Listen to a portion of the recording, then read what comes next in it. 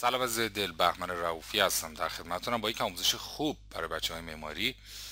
در واقع در این آموزش می‌خوام یه تکنیک خیلی خوب رو بهتون یاد بدم، تکنیکی که کار شما رو راحت میکنه و برای دوستانی که در بحث پرسپکتیو و تشخیص نقاط گریز شاید یکم ضعیف باشن یا اینکه اصلا تو محیط دو بعدی نتونن با این قضیه خیلی خوب کنار بیان برای متریال دهی به سطوح دو بعدی، در سطوح دو بعدی که در حالت پرسپکتیو قرار دارن، یعنی نقطه گریز دارن، کار یکم سخت باشه براشون، میتونید با این تکنیک خیلی راحت کار خودتون رو انجام بدید. قبل از اینکه بیام سراغ این تکنیک صحبت کوتاهی میکنم راجع به ابزاری که در این تکنیک استفاده میشه. ابزار این تکنیک ابزار قدرتمند پرسپکتیو کراپ تول هست که در واقع کراپ سه بعدی در دنیای فتوشاپ انجام میده. این ابزار اگر خواستید توضیحات کاملش رو ببینید، فیلم کراپ من رو ببینید، در اون فیلم کامل این رو توضیح دادم. ابزار پرسپکتیو کراپ خلاصه امرش به این در واقع این هست که میتونه شما باهاش در واقع نقطه گریز رو به تصویر معرفی کنید. مثلا ببینید در این تصویر من نقطه گریزش به سمت راست هست، میتونم براش تعریف کنم این خطوط رو با خطوط ساختمانم موازی کنم که دقیقاً مشابه اون در بیاد، و زمانی که اینتر کنید یا تایید کنید یا این دکمه تیک رو بزنید اینجا فرقی نداره، میبینید تصویر شما رو کراپ میکنه. ببینید یک کراپ سه بعدی ازش میگیره و در واقع برد رو برمیگردونه به حالت عادیش.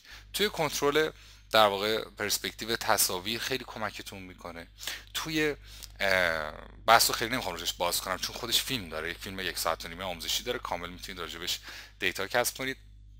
اما در واقع برای کنترل تصاویرها خیلی کمکتون میکنه، برای کنترل پرسپکتیو تصاویرها، برای رفع ایرادات پرسپکتیو میتونه خیلی کمکتون کنه، برای شناخت متریال هایی. حالا مثلا میخواید شناخت کلی از متریالی که تو پرسپکتیو قرار گرفته به دست بیارید. ببین مثلا من متریال کف رو یه تیکش رو انتخاب میکنم، میخوام ببینم در واقع این در حالتی که افقی در واقع یا فرانت ویو روبروی من که قرار داره به چه شکله. میبینید من پرسپکتیو رو بهش معرفی میکنم، نقطه گریز رو بر اساس اون صحنه.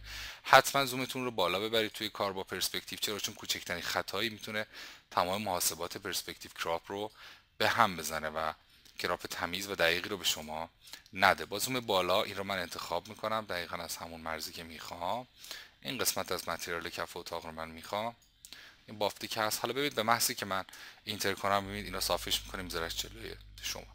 مامورای پلیس از این تکنیک زیاد استفاده میکنن، توی مثلا عکس گرفتن از پلاکه ماشین کج پلاک رو صاف میکنه براتون و اعداد قابل خوندن دقیق میشه، یعنی تو حتی پرسپکتیو های خیلی شدید رو هم میتونه این کار رو انجام بده. پرسپکتیو کراپ ابزار خیلی خوبی است برای زمانی که مثلا عکس گرفتید از این متریالی برای در واقع مشتریتون، یه سنگی هست، حالا در شرایطی بودید که نتونستید قشنگ دوربین کاملا فرانت ویو بگیره، حالا یا نور مناسب نبوده، رفلکت میداده توی دوربین نمیشه رو به رو وایسی، یا فضا کم بوده، یا هر چیزی، میتونید با پرسپکتیو کراپ متریالتون رو کاملا صاف کنید و ازش توی کارتون استفاده کنید. ابزار خیلی خوبی است. اما حالا میخوام بیام سراغ تکنیک های چی؟ متریال دهی با این ابزار. ببینید بچه‌ها، یکی از دغدغه های اصلی خیلی از بچه‌ای که حالا تو بحث پست پروداکشن میخوان کار کنن، بچه‌ای که تازه کار هستن، حالا حرفه‌ای ها راحت تر هستن، البته حالا میرسیم به جایی که حتی حرفه‌ای ها هم به این ابزار نیاز دارن. اون هم چی هست؟ اون هم اینه که ما چطوری متریالمون رو با این سطح چی مچ کنیم. مثلا من یه متریال لود میکنم حالا که داخل پرسپکتیو اون دقیقا قرار بگیره، مثلا میام اینجا مثلا یه متریال آجوری ساده این شکلی. خب یکی از دغدغه‌ها این هست که این چجوری تابع اون پرسپکتیو شه. خب ما میایم سایز متریال رو کوچیک میکنیم، میتونیم اپاسیتی رو کمی بیاریم پایین. خیلی از یوزرها اینطوری کار میکنن، این رو تنظیم میکنن حالا با یه نقطه، بعد با استفاده از دستور دیستورت، یعنی رایت کلیک انتخاب دیستورت یا نگه داشتن دکمه کنترل، میایم این رو مچ میکنیم. اوکی. خب این الان خب کش اومده، خوب نیست. باید بیایم چیکار کنیم؟ باید بیایم توی حالت ترانسفورم توی تصویر اون مثلا روی اسکیل این رو مثلا کوچیکش کنیم، بعد تایل بعدیش رو انجام بدیم. بعد اون تایله حالا کناره این میخواد قرار بگیره، اون چقدر باید شامل پرسپکتیو بشه، سایزش چقدر باید بزرگ شه، آیا دقیق در میاد با تصویر اون یا نه. میبینید یه سری مشکلات اینطوری داره و کار رو کمی سخت میکنه. یا از قبل تایلش کنیم، بعد حالا تایلش کردیم یا تکسچر دراز رو درست کردیم، آیا ما دقیقا میدونیم چه لنزی در این کار استفاده شده؟ چون ببینید چیزی که شما با چشم در نقطه گریز میبینید، در پرسپکتیو میبینید، در رندرها با اون چیزی که دوربین داره، لنز موثره درش، خیلی متفاوته. یه زمانی از نظر شما وقتی یک سطح تابع پرسپکتیو رو می‌بینید میگید این دیوار طولش مثلا 10 متره، ولی امید لنز باعث ایجاد این خطا برای شما شده. مثلا یک پرسپکتیو در لنز فیش آی با یک پرسپکتیو در لنز واید، سوپر واید، اینا خیلی فرق میکنه، نوع در واقع تصویری که به شما میده و در واقع شاید خیلی سخت بشه فهمید که طول این دیوار چقدره و متریال باید چطوری روی این قرار بگیره که بعد داخل پرسپکتیو با در واقع با پرسپکتیو صحنه چی درست و اصولی در بیاد. اما تو بحث پست پروداکشن خیلی این خطا رو میکنن و همین باعث تابلو شدن و خراب شدن کارشون میشه. یعنی باعث میشه که بیننده متوجه یه سری ایرادات بشه. چرا؟ چون بودی که به اون دیتیل تکسچر داده شده، پرسپکتیوی که شما دیتیل تکسچر رو در بر گرفته، با در واقع پرسپکتیو واقعی تصویر یه جورایی جور در نمیاد و باعث مصنوعی شدن متریال روی کار میشه تو بحث پست پروداکشن. خب حالا میایم چه کار میکنیم؟ میایم از ابزار پرسپکتیو کراپ استفاده میکنیم که به ما در واقع قدرت میده که ما راحت تر کار کنیم. میایم چارگوشه پرسپکتیومون رو با کلیک کردن خیلی ساده انتخاب میکنیم، در واقع چارگوشه اون متریالی که داخل پرسپکتیو قرار گرفته، یا اون دیوار یا اون آبجکت یا هر چیزی. بعد زوم رو میبریم بالا، چون تاکید کردم خدمتتون که باید چی این کاملا دقیق انجام بشه. زاویه رو اونجا کنارتون داره میده، زاویه اسکیو یا در واقع عضلای عمودی افقیتون رو. من میام اینجا چیکار میکنم؟ این رو هم تنظیم میکنم اینجا و بعد این رو هم تنظیم میکنم اینجا. حالا یه چیزی هست، اگر من اینجا کراپ کنم، میبینید دیوار رو صاف میکنیم میذاره جلوی من، اما یه بحثی که هست، الان من سورس تصویرم رو از دست دادم. خب الان اصل عکس نیست، کراپ شده، از بین رفته. پس میام چیکار میکنیم برای حل این مشکل؟ قبل از اینکه این کار رو انجام بدید حتما توی قسمت ایمیج برید طریق داپلیکیت، خب یه کپی از سندتون بگیرید، یعنی از این داکیومنت کلا یه کپی جدید براتون به دست میاره که من اسمشو میذارم چی؟ پی کراپ، یا همون پرسپکتیو کراپ. خب اسمش این هاشش پی کراپ اینجاست. من میتونم بیارم بذارمش قبل این فایل ها که بغل این یکی قرار بگیره، کنار هم دیگه قرار بگیرم. بعد میام چیکار میکنم؟ میام توی پی کراپ، یعنی چیزی که پرسپکتیو کراپ رو میخواد برای من تعیین کنه، میام دوباره همین کار رو انجام میدم، نقطه گریزه این رو معرفی میکنم به پرسپکتیو کراپ، زومم رو میبرم بالا، میام چه کار میکنم؟ این رو تعریف میکنم سر جای خودش دقیق. خب همینطور ایشون، و بعد میام اینجا این هم همینطور. میبینید خیلی سعی کنید خیلی دقیق و خیلی خوب این رو معرفی کنید. حواستون باشه حتی چند یک درجه، یعنی مثلا 2-3 درجه اختلاف و اشتباه میتونه پرسپکتیو کراپ رو کاملا به اشتباه بندازه و در نهایت چیز اشتباهی رو تحویل شما بده. خب حالا شاید با خودتون میگید این دیوار که اینقدر عریض نیست. خب ما الان قشنگ تو این تصویر داریم میبینیم دیگه، این دیوار اونقدر هم عمقش زیاد نیست. پس چرا اینجا اینجوری شده؟ این برمیگرده چی؟ دقیقاً به همون مقوله لنز، اثری که لنز داره میگذاره. یعنی در واقع این دیوار تأثیری که لنز روش گذاشته باعث شده این دیوار اینقدر کش بیاد، علاوه بصری ها، نه خود دیوار، متریال دیوار سر جاشه. و اینجاست که ما مقوله‌ای رو داریم به اسم چی؟ لنز کارکشن تو دنیای فتوشاپ، که حالا مربوط به این کار نیست. شما در قسمت لنز کارکشن میاد دیستورشن های لنز رو تعریف میکنید که چقدر دیستورت شده، چقدر باید چه چیزایی باید توش فیکس بشه، چقدر ابعاد لنز باید تغییر کنه، میدونید، و خیلی مسائل دیگه اینجا میاد وسط که آیا چقدر باید مثلا دیستورشن از تصویر ریموو شه، که حالا این لنز کارکشن یه قدرت رو به شما میده. بعد لنز کارکشن داخل در واقع تنظیمات کامرا را فیلتر، ببینید فیلتر، کامرا را فیلتر، لنز کارکشنی که اونجا هم دارید، اون هم میتونه براتون خیلی کارا رو انجام بده. ببینید ورتیکال، هوریزونتال، ایرادا رو برطرف میکنه و به شما یک پرسپکتیو صحیح و اصولی تری رو در اختیار شما قرار میده که به اینا الان کاری نداریم. من فقط میخوام بدونید که تاثیر اون لنز باعث چه اشتباهی میشه، که این اشتباهیه که یک در واقع ذهن بیننده شاید نتونه این رو به خوبی درک کنه و به خوبی این رو در خیلی ها میگن که بابا همینجا خب با ترانسفورم میذاریم. نه، شما شاید متوجه این ایرادات نتونی بشی و نتونی پرسپکتیو تو خیلی خوب متریال جدیدت رو با چیزی که هست بر اساس اون دوربین تطبیق بدی. بر اساس این دیوار میتونی، اما بر اساس اون دوربین خیر. پس من میام چه کار میکنم؟ میام تو تنظیمات، ببخشید میام تو تنظیمات کراپ هم میام یه متریال پلیس میکنم توی کارم، فایل پلیس امبدد. حالا پلیس لینک کارش چیز دیگه ایه. پلیس میکنم، مستقیما میندازمش تو همین صحنه. مثلا متریالم چی؟ همین دیواره. اوکی، میارم میذارمش توی کار و بعد میتونم این رو خیلی راحت با دستور داپلیکیت یا همون آلت و کنترل که با هم نگه دارم توی فتوشاپ این کار رو برای من انجام میده. میبینید من این رو داپلیکیتش کنم روی تصویرم. بعد میتونم این فضای خالیش رو، کمی تکسچرام رو میتونم تکسچر رو با هم مرج کنم، بکشمش. میبینید تا این فضا رو پر کنه. اوکی، نیاز نیست یکی دیگه اضافه کنم. اما اگر نیاز بود اضافه کنیم هم میتونیم اضافه کنیم، هیچ مشکلی برامون وجود نمیاد. حالا بهتون میگم چرا، چون میایم توی تصویر. حالا میایم سراغ تصویر اصلی، اونجا بهتون نشون میدم. بعد که این اتفاق افتاد چه کار میکنم؟ هر دوی این فایل ها رو رایت کلیک میکنم. البته چشم فایل روبرویی رو در واقع بالایی رو خاموش میکنم، چیزی که میبینید رو که دیده نشه توی تصویر، موقتا هیدن باشه. رایت کلیک کانورت تو اسمارت آبجکت. حالا من هر دوشون رفت تو شکم یک اسمارت آبجکت. بعد هر دو رو میارم روی کار اصلی، میبینید اینجا. و بعد میام تو تنظیمات ترانسفورم، کنترل تی فری ترانسفورم رو فعال میکنم. اوپاسیتی رو کمی میارم پایین و میام این رو رایت کلیک میکنم رو حالت ترانسفورم با گزینه دیستورت یا نگه داشتن دکمه کنترل، فرقی نداره. ببینید این رو دقیقاً سر جای خودش مچ میکنم. در واقع اون تصویری که من الان اینجا دارم یک الگوی خیلی خیلی خیلی خوبه برای من که میبینید دقیقاً این خطوط روی هم میافتن و این باعث میشه که شما هیچ خطایی دیگه در تنظیم تکسچر جدید نکنید. میبینید دقیقاً اینا روی هم دیگه میافتن، این هم روی ایشون دقیقاً سر جای خودش. میبینید طوری تنظیمش کنید که این خطوط میبینید دقیقاً روی هم افتاد. این بالایی هم همینطور. اوکی، الان دقیقاً سر جای خودش وایساده. یعنی اگه من چشم خاموش روشن کنم شما تغییر زیادی رو اصلا حس نمی کنید. اوپاسیتی رو برمیگردم با حالت اولش.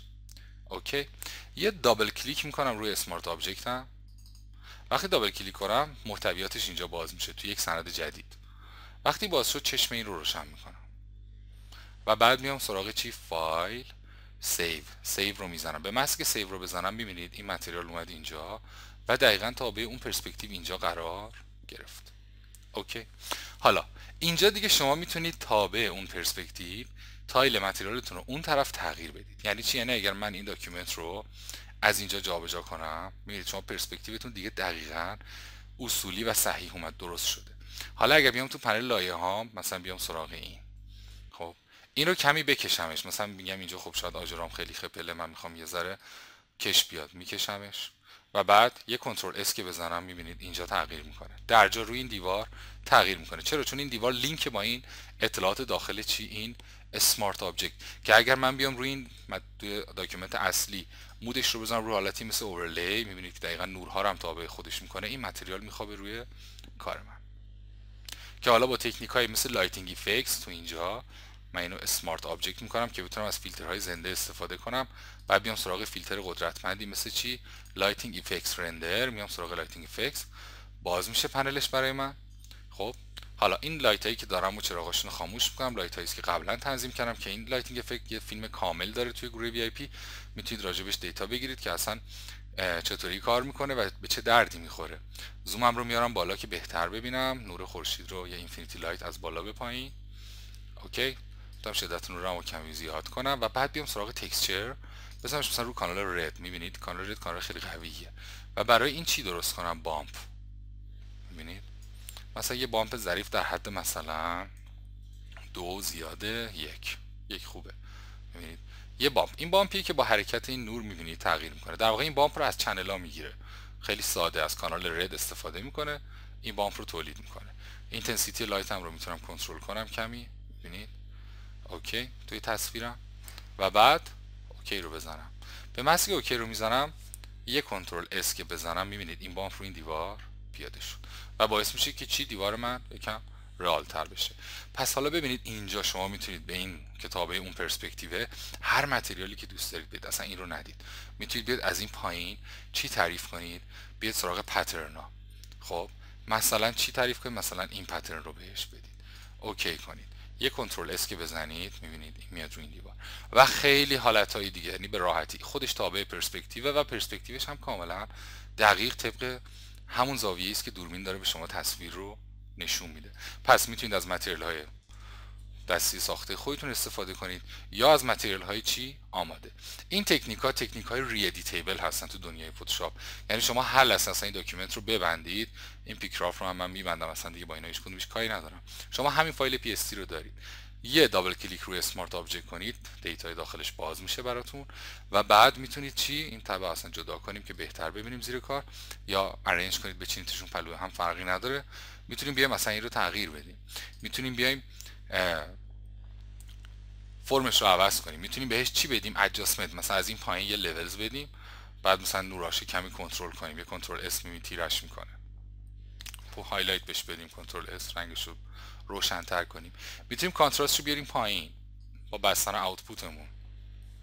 ببینید پس هزار مدل میشه روی این کار کرد و میشه این متریال رو به بهترین شکل تابع تصویر کرد. اما مهم چی بود؟ مهم اون پرسپکتیوی بود که شما باید از این میگرفتید. مهم درک صحیح ونیشینگ پوینت بود که ابزار پرسپکتیو کراپ این قدرت رو به شما میده و شما هر بلایی سر این متریال بیارید توی قسمت اسمارت آبجکت، فیلم اسمارت آبجکت رو ببینید، فیلم رایگان هست میتونید ببینیدش، خیلی ابزار قدرتمندی. اسمارت آبجکت یکی از شاهکارهای دنیای ادوبی است. خب و جزء قوی ترین حالت ممکنش رو شما میتونید تو دنیای فتوشاپ داشته باشید. خیلی کمک ها بهتون میکنه مخصوصا تو بحث معماری. اولا که فیلتراتون کاملا روی ادیتیبل، همه چیز در اختیار شماست، همه چیز رو میتونید کنترل کنید، خیلی کارا میتونید باشه انجام بدید. اوکی، پس ببینید من خیلی ساده خیلی راحت میتونم با تغییراتی روی متریالم در لحظه اونها رو اعمال کنم روی تصویری که اینجا دارم. حتی میخوایم مثلا یه ذره تیرگی های از لبه ها رو ایجاد کنیم، میتونیم یه دابل کلیک کنیم بیایم سراغ بلندینگ آپشن، بیایم سراغ چی مثلا اینر شادو، سایه داخلی. من اگه زوم اینو کمی بیارم پایین اینجا میبینیدش. دیستنس رو صفر میکنم، چوک رو میارم بالا، سایز رو اضافه میکنم. میبینید اون تیرگی ها رو داره برای من ایجاد میکنه. این تیرگی هایی که این وسط ایجاد میشه بابت چیه؟ بابت اینه که من کراپ خوبی در واقع تایل خوبی انجام ندادم. میبینید اینا رو باید یه ذره بهشون همپوشانی میدادم که این وسط خط نیفته و این اتفاق بیفته. مهم نیست، اوکیش میکنم.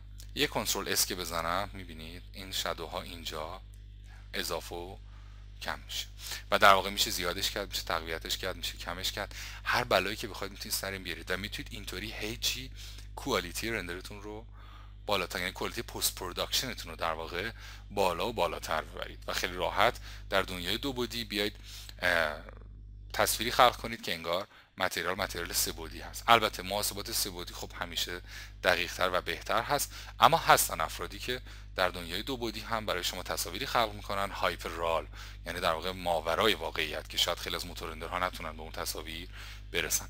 فقط یادتون باشه هر تصویری که اینجا خلق کردید یه کنترل اس بزنید حتما اونجا اعمال میشه. حتما اینجا رو سیو کنید، یعنی محتویات داخل اسمارت آبجکت رو حتما فایل سیو یا کنترل اس رو بزنید که این تغییرات اونجا اعمال بشه. نزنید اینها تو داکیومنت اصلی سند شما اعمال نمیشه.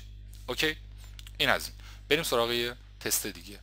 مثلا تو این تصویر میخوایم تابلو رو تصویرش رو عوض کنیم. اینجا هم باز چی؟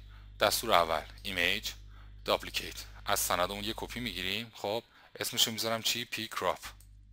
حالا شما هر اسمی دوست دارید بذارید، حالا اجباری نیست. خب اگه مثلا بذارید مثلا عباس، هیچ فرقی نمیکنه، این کار انجام میشه. میام چیکار میکنم؟ میام با پرسپکتیو کراپ این رو میگیرم. این اسم عباس کاملا تصادفی آمد به زبان من، آقایونی که اسم عباس ناراحت نشید.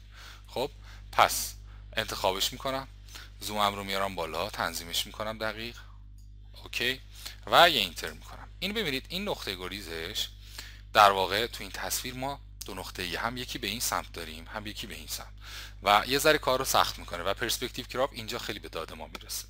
میایم تصویر بعدیمون، مثلا توی تابلو میخوایم از تصویری استفاده کنیم مثل چی؟ مثلا مثل این عکس رو میخوایم بزنیم روی اون. میام اینجا چی کار میکنم؟ این رو میذارم روی پرسپکتیو کراپ هم یا پلیس میکنم، فرقی نداره، کانورت تو اسمارت آبجکت که بتونم هر بلایی بعداً میخوام سرش بیارم. تنظیمش میکنم چون ساختار هر دوشون اسکوئر هست، هر دو مربع تقریبا، سایزها رو با هم یکی میکنم. اما باید شیفت رو نگه دارید که دیستورشن توی تصویرتون ایجاد نشه، یعنی نسبت طول و عرض رو به هم نزنید. اوکی، میام این رو تنظیم میکنم، این رو هم میذارم اینجا و اینتر میکنم. حالا تنها کاری که میخوام رزولوشن شاید پایین باشه ولی متناسب با همون سایز و همون تصویره. چشم رو خاموش میکنم، هر دو رو تبدیل میکنم به چی؟ اسمارت آبجکت، میشن یه لایه، ولی یه لایه‌ای که محتویاتش قابل ادیت. این از خواص اسمارت آبجکت هست. میارم میذارمش روی تصویرم. میبینید اوپاسیتی رو کمی میارم پایین که طرحها هر دو از در واقع روی هم معلوم باشن. مثلا یه دونه از کنجا رو مچ میکنم، میام تو ترانسفورم، کنترل تی، رایت کلیک، میرم سراغ چی؟ دیستورت. با مود دیستورت این گوشه ها رو دقیقا سر جای خودش طوری تنظیم میکنم که هر دوتا این طرحها میبینید کامل و دقیق روی همدیگه بیفتن. اوکی اوکی اوکی، بسیار عالی. این رو هم روی همین میذارم. میبینید حالا اگه من چشمش رو خاموش روشن کنم تفاوت خیلی زیادی رو ما بین اینا نمیبینیم. این گوشه یه ذره ایراد داره که کنترل تی که بزنم خواص در واقع اسمارت آبجکت اینه که این حالت ترانسفورم من رو حفظ میکنه برای من، به هم نمیریزه مثل حالتهای عادی، دوباره یه مربع نمیشه. این رو هم میارم میذارم سر جاش. اوکی. و فکر کنم الان چشم خاموش روشن کنم این تقریبا بله درسته. خب میتونم این گوشه رو حتی یه ذره دقیق تر، ایشون رو هم بیاد سر جاش. خب فکر کنم خوب شد. اوکی.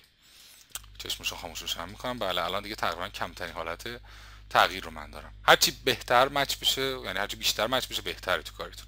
یه دابل کلیک میکنم، اسمارت آبجکت هم باز میشه، چشم رو روشن میکنم، میام سراغ فایل، میام سراغ چی؟ سیو. برمیگردم تو داکیومنت اصلی. ببینید این شد تابلوی کاملا دقیق و دقیقاً تابع اون پرسپکتیو اونجا تو صحنه قرار میگیره. همین کارو میتونید برای تصویر این بکنید. همین کارو میتونید برای دادن این متریال به بدنه این مبله بکنید. همین کارو میتونید برای متریال کف بکنید.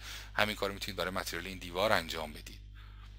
پس میبینید پرسپکتیو کراپ و این تکنیک خوب میتونه به شما این قدرت رو بده که به راحتی هر متریالی رو روی هر سطح پرسپکتیوی که دوست دارید، هر سطحی که دارای نقطه گریز هست، هر سطحی که در واقع سه‌بعدیه بخوایم عامیانش رو بگیم، قرار بدید و کمک شما میکنه. که حالا تو آموزش پیشرفته‌تر ما سراغ سطوح در واقع وارپدار هم میایم، سطوحی که خمیده است، کرو، حالا میخوایم به اونها متریال بدیم، چطوری این کار رو باید انجام بدیم.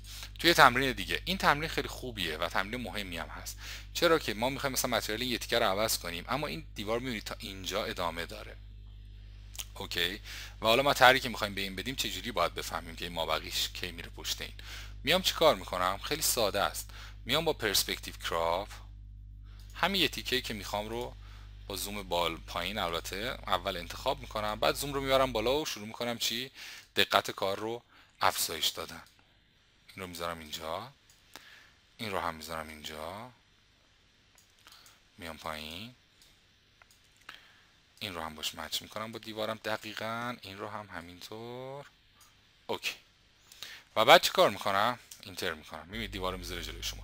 باز میبینید اینجا به دلیل خاصیتی که دوربین، لنز دوربین داشته در نشون دادن اون تصویر به ما، باعث میشه که این دیواری که در واقع البته من یه اشتباهی کردم، داپلیکیت نکردم. میبینید منم یادم میره بعضی موقع. ببینید پهنای این خیلی متناسب تره با ارتفاعش تا این. ببینید خیلی دراز شده اینجا. اینا در واقع همون تغییراتی است که چی دوربین برای ما ایجاد میکنه. اوکی. حالا برمیگردم عقب. اگر با کنترل زد آلت کنترل زد نتونستید با همین هیستوری این کار رو بکنید، برمیگردم عقب، اشتباهمو جبران میکنم، ایمیج داپلیکیت پیکراپ. حتما براش اسم بذارید که چون موقعی که با در واقع اسمارت آبجکت ها کار میکنید چند تا داکیومنت ممکنه با هم باز بشه و کار رو براتون کمی سخت کنه. پس من میام چی کار میکنم؟ میام توی پرسپکتیو کراپ، توی قسمت پیکراپ دوباره این رو میگیرم. اوکی. ایشون هم اینجا زوم میبرم بالا برای رسیدن به دقت بیشتر. این خوبه. ایشون کمی بیاد این ور. شاید باورتون نشه، تست کنید واقعا چند میلیمتر خطا کلا عملکرد پرسپکتیو کراپ رو خراب میکنه. ببینید حتی اگه من اینو ادامه بدم اینجا میبینید دقیقا روی این میاد. دقیقا پرسپکتیو چی صحیح هست. حالا مثلا اگه اینو کراپ کنم ببین همچین چیزی رو به من میده. اوکی. اما من با این کاری ندارم. میام سراغ چی؟ دوباره باید بگیرم. خب میام سراغ این یه تیکه دیوار. فقط اون رو خواستم نشونتون بدم که وقتی پرسپکتیو رو صحیح انتخاب کنید تا انتها درست میره. میگن دیگه چون راست نهد چیزی میگن چون که خشت اول کج نهد معمار تا ثریا میرود دیوار کج، همچین چیزیه. حالا اینجا برعکس میگه چون راست نهد خشت اول معمار تا ثریا دیوار رود راست. همین تو همچین مایه‌ای بود. کلا ضرب مسئله داغونش کردم. خب پس میام اینجا اینو کراپ میکنم. اوکی. حالا میام سراغ تصویر که میخوام روی این دیوار باشه. مثلا یه متریال دیگری است. میام سراغ متریال ها، مثلا میام یه متریال عجیب و غریبی رو به این میدم، یا اصلا یه متریال ساده دیگه میتونم انجام از حالت اوپن آوردم. اما اگر از پلیس بیارید، فایل پلیس امبدد، از اینجا که بیارید راحت تر میتونید کار کنید. خب من بیام اینجا، میریم سراغ انتهای متریال ها، بیایم متریال های زیادی از هم سایز بزرگ، مثلا اصلا جنس چوب رو میخوایم عوض کنیم. خب پلیس میکنم این رو. حالا شیفت رو میتونم بگیرم اینو کاملا سایز این کنم، خب عیناً سایز تصویرم، اما به هیچ وجه دیستورتش نمیکنم، یعنی اینجوریش نمیکنم، فعلا دست نمیزنم تا برم توی کار. این میذارم همونجا بیرون باقی بمونه. اوکی. بعد میام چه کار میکنم؟ حالا اینجا یه مشکلی هست. ببینید وقتی من اینا رو اسمارت آبجکت کنم، نکته خوبی رو برخوردیم، یادم رفت بود میخواستم بهتون بگم. وقتی من این رو اسمارت کنم بیام بذارمش روی کار، وقتی کنترل تی بزنم میبینید این یه فضای خالی داره اینجا به من میده که این باعث میشه چی؟ باعث ایجاد تخریب میشه توی کار من. یعنی تخریب از لحاظ دیستورتین، اجازه نمیده من این گوشه رو داشته باشم. میبینید از اینجا باید تنظیم کنم و باعث میشه کارم کمی چی بشه؟ سخت بشه. برای همین ما میایم چه کار میکنیم؟ برمیگردیم، من اینو دیلیت میکنم، برمیگردیم تو این فایل و قبل از اینکه اینو اسمارت آبجکت کنم، یعنی دو تاشو یکی کنم، این لایه تکسترم رو کوچیکش میکنم تا بیاد اینجا. اما چجوری کوچیکش میکنم؟ با استفاده از اسمارت آبجکت. یعنی قبل از اینکه این کوچیک بشه حتما این لایه باید رایت کلیک و به اسمارت آبجکت تبدیل شه. چرا؟ چون گفتیم اسمارت آبجکت یه متریال رو میبرن تو دل خودشون، حالا لایه، هر چند تا لایه، تصویر، هر چیزی که هست.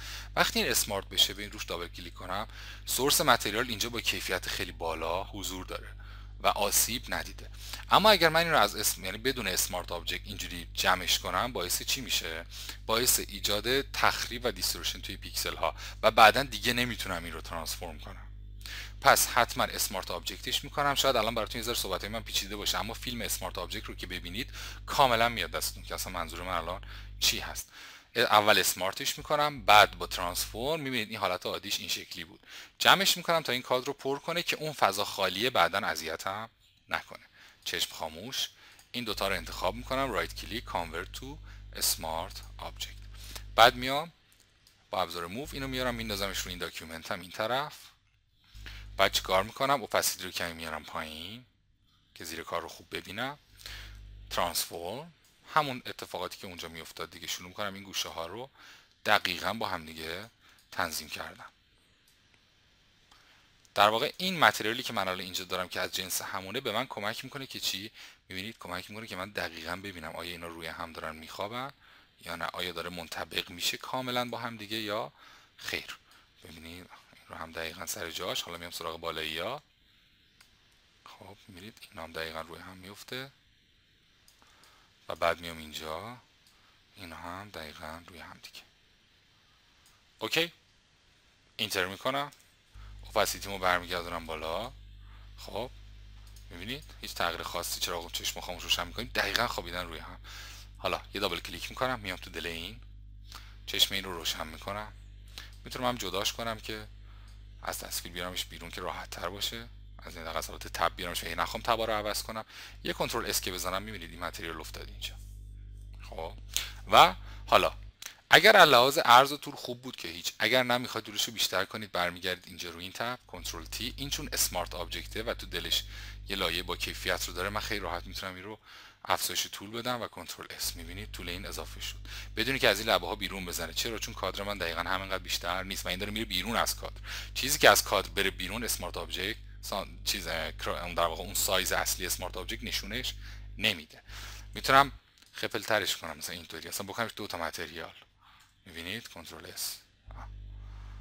خیلی کارهای خوبی رو میشه باهاش کرد. خیلی راحت میشه هر نوع متریالی که میخواید رو به تصویرتون بدید. میتونم نورش رو با تصویر مشق کنم. خب نور یکم زیاده، میام اینجا مثلا سراغ لولز، کمی میتونز رو میارم پایین برای اینکه کنتراست بیش از حد نشه. هایلایتر رو یه ذره حذف میکنم، کنترل اس، میبینید تیره تر میشه. میخوایم روشن‌ترش کنیم، هایلایتر رو برمیگردونم، کنترل اس.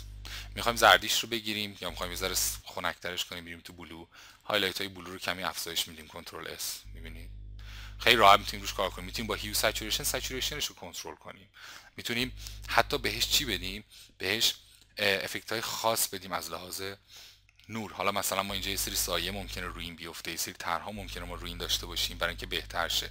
مثلا نور از این جهت تابیده، من میخوام یه بامپ خوب به این بدم، میام چیکار میکنم؟ با همون تکنیکی که گفتم، این الان اسمارت آبجکت، میام توی فیلتر، میام سراغ رندر، میام سراغ لایتینگ افکتس. خب میام سراغ چی؟ این لایت ها خاموش، میام سراغ اینفینیتی لایت. نور اینفینیتی یعنی نور بی‌نهایت که در واقع شبیه سازی نور خورشید هست. ببینید این زاویه تغییر میکنه. من زاویه رو میذارم از کنار، اوکی، این رو میذارم روی 1 و اوکی میکنم اینجا. میبینید این بامپ افتاد روی این، یه کنترل اس که بزنم میبینید. حالا اگر دیدیم زیاده، نورش کمه، چون روی ادیتیبل کار میکنید کافیه دابل کلیک کنید، این فیلتر دوباره باز میشه و هیچ محدودیتی رو برای شما باقی نمیذاره. میتونیم زاویه رو بیشتر کنیم، نور رو بیاریم جلوتر، یه کنترل اس. خب در واقع اول اوکی کنیم، کنترل اس سیوش میکنیم، میبینید نور میاد روی این. پس هر جا اصلا نمیخواید این رو بدید، چراغشو خاموش میکنم، کنترل اس، خیلی راحت. میخوایم مثلا حالای نوری عجیب و غریب بهش بدیم، میتونیم با لوما ماسکا این کار رو کنیم. مثلا یه لایه خام ایجاد کنم فعلا به صورت موقت، بعد بیام سراغ رنگ روزیر سیاه و سفید، بیام سراغ فیلتر، بیام سراغ مثلا رندر، بیام سراغ کلودز.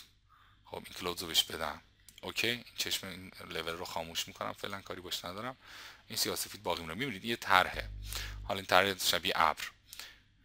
روش کلیک میکنم، کنترل آ کنترل سی. تو درس زیدفت این رو کامل گفتم، تو درس در واقع مبحث خدای چی بود اسمش یادم رفت، ولیوم لایت، این رو کامل گفتم که من چجوری این رو به چنل لول منتقل میکنم. کنترل سی ازش کپی میگیرم، دیگه باش کاری ندارم، با اون لول بالایی کاری ندارم، یه لول جدید میدم. میتونم این رو اصلا دیلیتش کنم، این لول هم فعلا کاری باش نداریم، دیلیت. یه لول خام، میام سراغ ماسکش، آلت رو میگیرم، روش کلیک میکنم، چنل ماسک فعال میشه، کنترل وی، اون تر پیس میشه روی ماسک این. حالا لول با این ماسک روی کار اثر میذاره، یعنی اگر من بیام شادو رو تو لول تقویت کنم، میبینید تابع اون ماسک عمل میکنه. نگاه کن، میبینید تابع اون ماسک عمل میکنه. تغییراتی که توی تصویر من میده رو عینا مثلا نور رو بیارم پایین، میبینید لکه هایی که ایجاد میشه به این واسطه است که این ماسک اینجوری عمل میکنه. حالا خود این ماسک رو میتونم با لول باز یه لول مجزا به خود این ماسک بدم، تراکمش رو ببرم بالا، کنتراست رو بیشتر کنم، اوکی، مثلا همچین چیزی.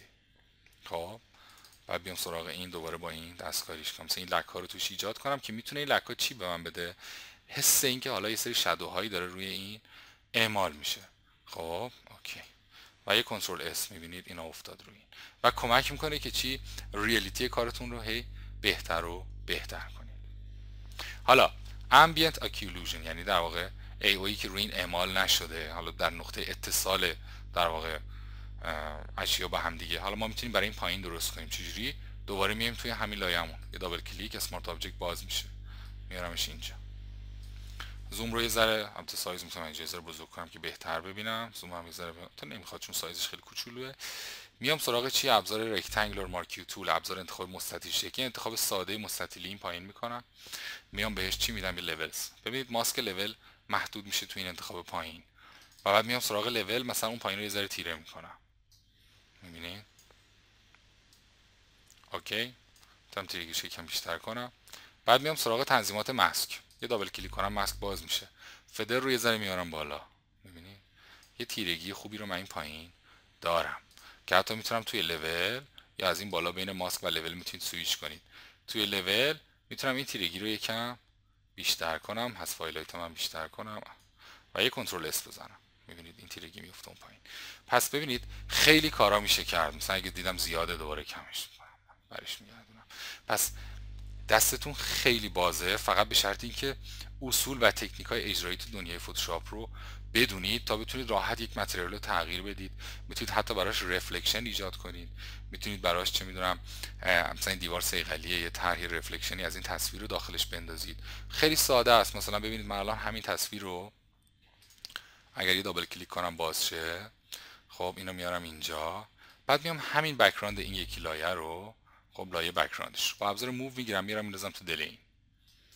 اوکی تا اینجا. من یه ذره اینو بزرگ کنم که ببینیم چه اتفاقی داره میفته و بعد بیام این قسمتی که این حالا میتونم این اوپاسیتی رو بیارم پایین کمی، میبینید این رو به عنوان رفلکشن مثلا بذارم اینجا که حالا ربطی به این نداره، اشتباهه، ولی من فقط میخوام بدونید که اگر خواستید میتونید حتی براش چی میبینید رفلکشن هم تعریف کنید که مثلا ساعت انگار صیقلیه، یه کنترل اس میزنم میفته روش.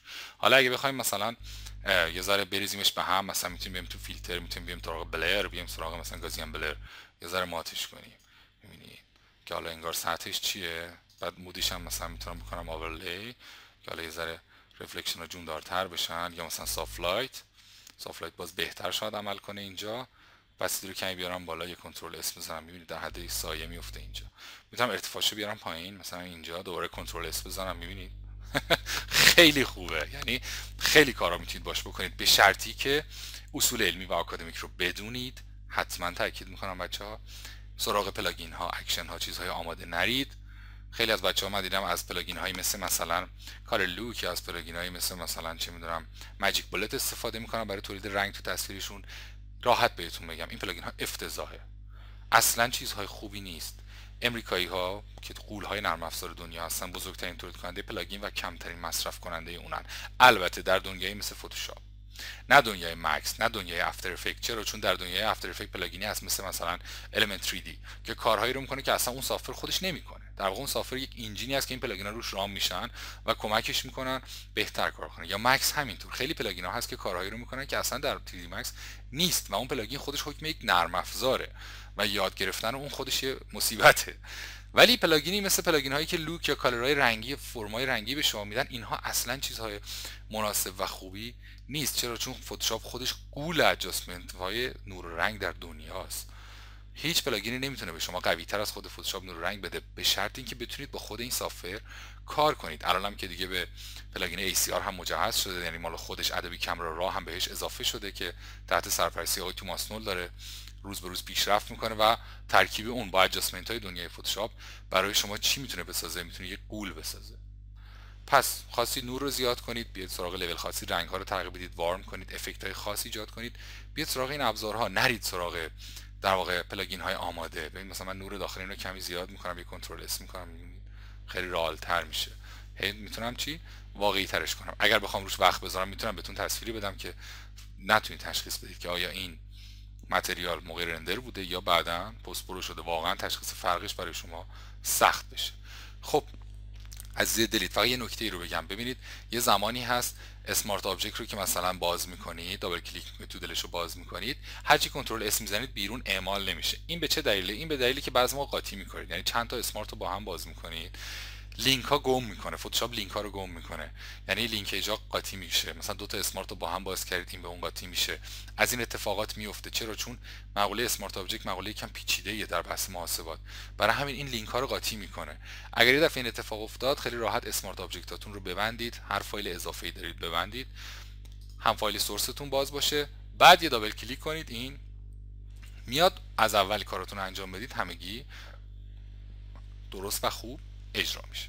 عزیز دل بهمنید، امیدوارم از این آموزش لذت برده باشید. هر چیزیشو ندیدید به آموزش های قبلی من رجوع کنید، هر چیزیشو ندونستید در واقع به آموزش های قبلی من رجوع کنید، همش هست. اسمارت آبجکت آموزش کامل داره، لوما مپ آموزش کامل داره، تمام اینها دوره‌های کامل آموزشی دارن. اما مثلا کراپ پرسپکتیو کراپ دوره کامل داره، یک فیلم کامل آموزشی داره. اینا رو با هم ببینید، بعد برید سراغ این تکنیک. مطمئن باشید این تکنیک خیلی خوب و خیلی حرفه‌ای کمکتون میکنه. عزیز دل بهمنید، هر ساعت روز، صبح، ظهر، شب این فیلم رو میبینید. اون ساعتتون بخیر و خوشی. دوستتون دارم و خدا نگهدار.